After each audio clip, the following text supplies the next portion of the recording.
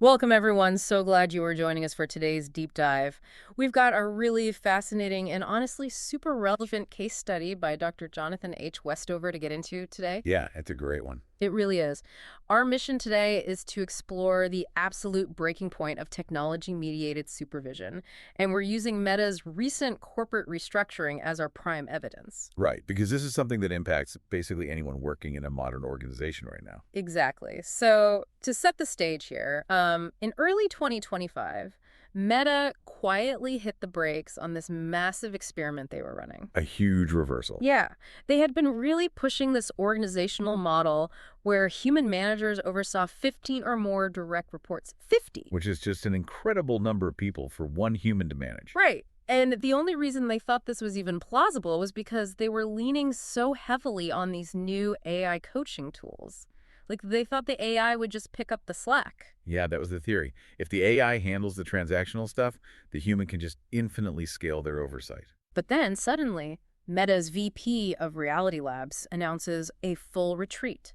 They capped managers at around 20 reports because, they realized they actually had to prioritize real human attention. It was a fascinating moment of realization for the tech industry. Okay, let's unpack this because the way I look at it, I think of this meta experiment like trying to play chess on 50 different boards simultaneously. Oh, that's a good way to picture it. Right. And you're only even attempting this because you assume some computer program is going to, like, physically move the pawns for you. Exactly. But sure, maybe the AI saves you the muscle movement of sliding the pieces, but you still have to understand the strategy, the emotions, the shifting layout of all 50 separate games. You still carry the entire cognitive load. And, well, the math just proves that strategy breaks down almost instantly. It really does. And if you've ever felt ignored by a totally overwhelmed boss, or if you are that overwhelmed manager, you're going to have a lot of aha moments today. For sure. Because to understand why Meta had to backtrack so quickly, we need to look at why companies are so incredibly tempted to build these mega teams in the first place. Yeah. What's the lure there? Well, there is this invisible mathematical trap waiting for them. So in organizational design, we have to talk about span of control. Right, which is just the formal term for the number of direct reports a single manager has. Exactly. And if we look historically, the ideal span of control was really narrow, usually just 5 to 7 people. Up to 7, okay. Yeah, because that allows for close oversight, minimal coordination loss, Yeah. and real human connection. The manager actually knows what's going on. But that number has been creeping upward for a while, right? Oh, massively. Yeah. Over the last decade or so, industry surveys showed the average span hitting 15. And in tech, it was regularly pushing past 20 even before the recent generative AI boom. Wow. And the sources point out a few big reasons for this. Cost pressure is obviously huge. If you cut middle management, you save millions. Absolutely. The payroll savings are massive. And talent scarcity, too. Like, there aren't always enough truly good managers out there. But the one driver that I found really insidious was this empowerment rhetoric. Oh, yeah, the corporate framing on that is wild. It is. It's this idea that if a manager has 30 people, they physically can't micromanage you. So by totally starving you of supervision, they're actually, empowering you. It's a brilliant little trick, really. They frame severe structural stretching as a huge benefit to your autonomy. You're the CEO of your own desk. Right, right. But the ultimate catalyst that made companies like Meta actually think they could push that number to 50 was the digital tools, Slack, Teams, and now, obviously, AI. Well, this raises a question for me, though. Wait, if AI really is drafting the routine emails or tracking project statuses on a dashboard, shouldn't those connections just kind of manage themselves? You'd think so, wouldn't you? Why does the human manager still need to be the hub for all that daily chaos if the AI is doing the heavy lifting? This raises an important question, and it really comes down to a fundamental formula that structural researchers Hackman and Vidmar came up with. Okay, let's hear the math. It calculates the communication links in any given team. The formula is n times n minus 1 divided by 2. Okay, wait, let me do the math on that. So if you have a totally normal team of 5 people, using that formula, that's 10 potential one-on-one communication links. Exactly. 10 dyadic links. Very manageable. 10 relationships. But if you jump to a team of 50, let me see, that doesn't just multiply by 10. That creates, oh my gosh, 1,225 potential communication links. Over 1,000 potential interpersonal crosswires in one single team. That is absurd. It's staggering. Hmm. And while AI is amazing at the transactions, it can automatically format meeting notes or ping someone for an update, it completely fails at resolving the friction that comes from those links. Right, because AI doesn't understand context or hurt feelings. Exactly. When over 1,000 human interactions inevitably produce, territorial disputes or misaligned priorities, an algorithm cannot fix that. It takes human interpretation to untangle that web. Wow. So the math just guarantees total chaos. But I want to know what that chaos actually looks like on the ground. Like for the company's bottom line and for the people trapped in it. It's pretty bleak, honestly. Stretching managers this thin actively kills breakthrough ideas. It kills innovation. Yeah, systemically.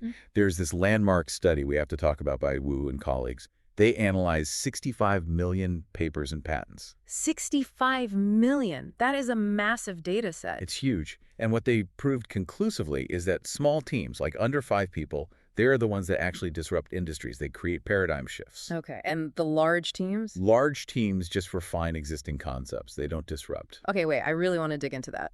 Because on paper, it seems like having 50 brilliant minds in one room would spark wilder, more creative ideas than just 5 minds. Right. It feels counterintuitive.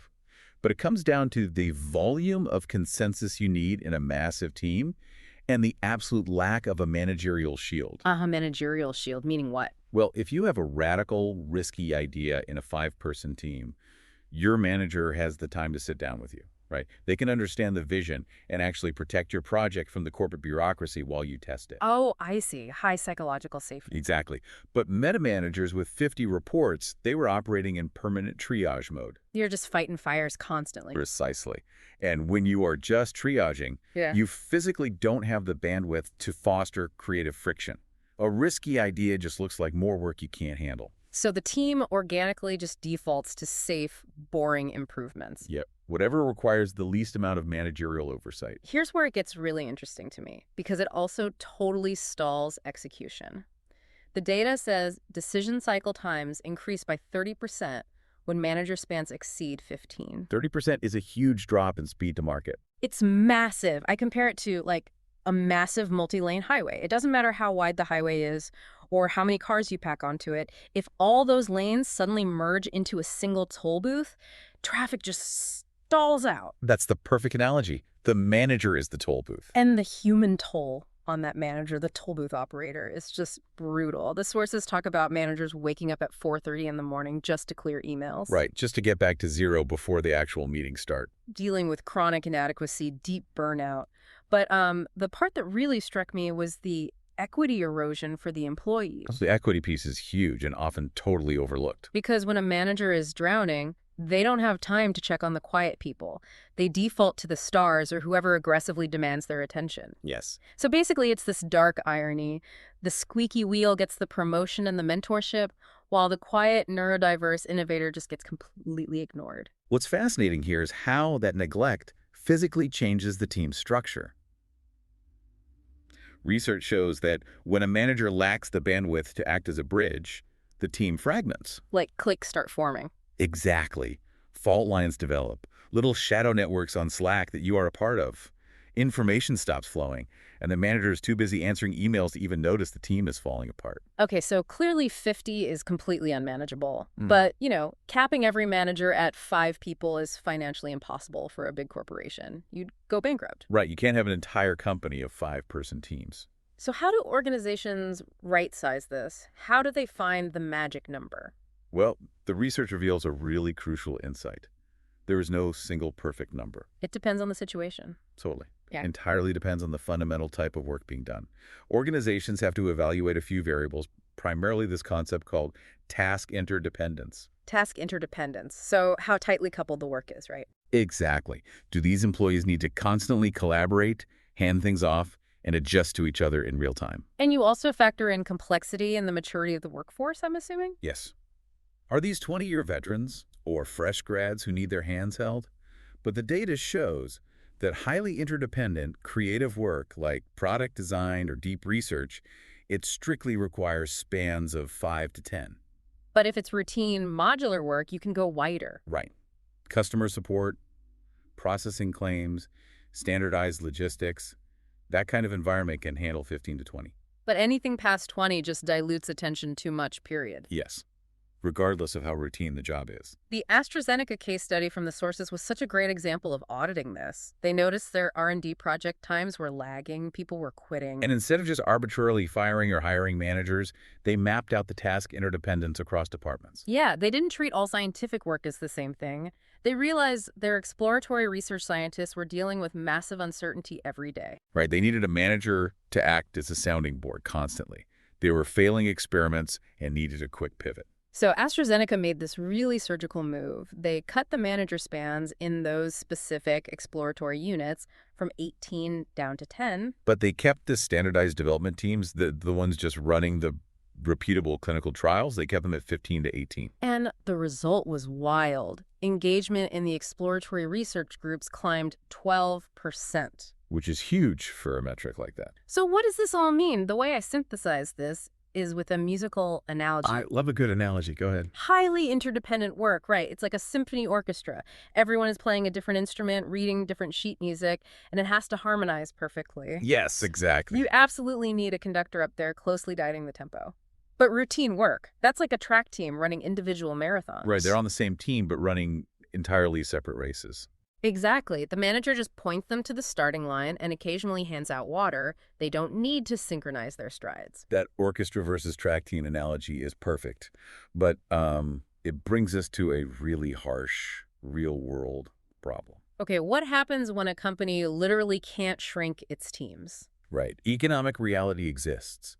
If a massive budget cut happens and a manager just simply must have a wider span, say 20 people doing complex work, how do you keep the system from totally collapsing? Well, this is where the structural fixes come in. And the sources gave some really good practical blueprints for this. First up is distributed leadership. Salesforce is the classic case study for this one. They scaled so fast that engineering managers were stuck with 18 to 20 engineers. Hitting that toll booth bottleneck we talked about. Exactly. So instead of adding more managers, they broke those 20 engineers into self-managing pods of 4 to 6 people. And each pod had a rotating technical lead, which I think is just brilliant. It really is. Because it wasn't a permanent promotion, right? It was a rotating peer position. So the peers handled the daily code reviews and the sprint planning. It completely distributed that crushing cognitive load. While freeing up the actual formal manager to focus on long-term career growth and alignment between the pods. It keeps the benefits of a small team without changing the official org chart. Exactly. Now, the second big structural fix is managerial capability building. You can't just hand someone 20 people and expect them to lead the exact same way they did when they had 5. Right. And Unilever had a really interesting approach to this. They built a marketing leadership lab with INSEAD. But the big thing, the really paradigm-shifting thing they did, was they completely removed individual contributor duties from their managers. Yes, the dual career tracks. But wait, let me push back on this a little bit. Aren't the best managers usually the highest-performing individual workers? Usually, yes. So if you take your best marketer and you take away their day job of actually managing a brand, aren't you just turning your top talent into professional meeting attenders? If we connect this to the bigger picture, you have to reframe what you consider work. When you manage 20 people, managing is the work. Managing isn't a side hustle anymore. Exactly. Systems thinking, removing organizational obstacles, coaching at scale that is a full-time, highly specialized job. If you try to write code and manage 20 people, your code will be sloppy and your people will be miserable. So treating managerial capacity as a finite, precious resource is vital. Absolutely. Which perfectly leads to the third fix, structural support. Capital One noticed their managers were burning out, so they explicitly capped tech spans at 15. A hard rule. Yep. And they hired project managers just to absorb the administrative tracking. But my favorite thing they did was instituting quarterly manager recharge days. Oh, those are incredible. 0 meetings allowed. Yeah. If you've ever had a day where you realize at 5 p.m. you haven't done a single piece of actual deep thinking, you get why this is necessary. Context switching just destroys strategic thought. You need days to just breathe and look at the big picture. So true. And finally, we have to talk about AI. Because if you have to go big, AI is a tool, but it has to be used correctly. Right, AI should be a second brain for the transactional stuff. Yes, summarizing threads, scheduling across time zones. It is a lifesaver for that. Mhm. But it is not a substitute for empathy.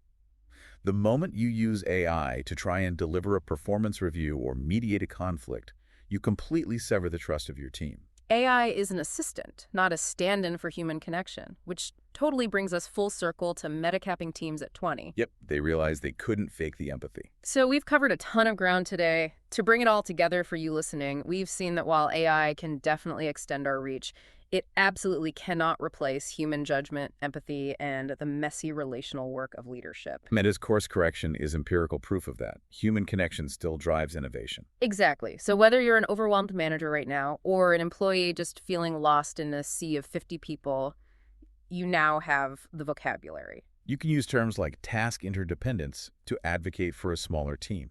Or suggest distributed pods, you have the tools to push for a healthier structure. But, before we sign off, I want to leave everyone with a final provocative thought. Oh, okay, let's hear it. So we've talked about AI as it exists today, right? Mm-hmm. Great at admin, terrible at real empathy. Right.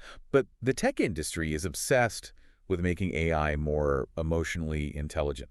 They are training it to read vocal tones, micro-expressions on video, everything. Okay, yeah. So if an AI assistant eventually does achieve a flawless, totally indistinguishable simulation of human empathy, will we eventually see the return of the 50-person megateam? Oh, wow. That is a wild thought. Or, is there just something fundamental in human nature that will always reject being nurtured and mentored by an algorithm? No matter how incredibly advanced it gets. Right. Will we just always demand a human in the loop for our emotional support? Well, we'll let that marinate until next time.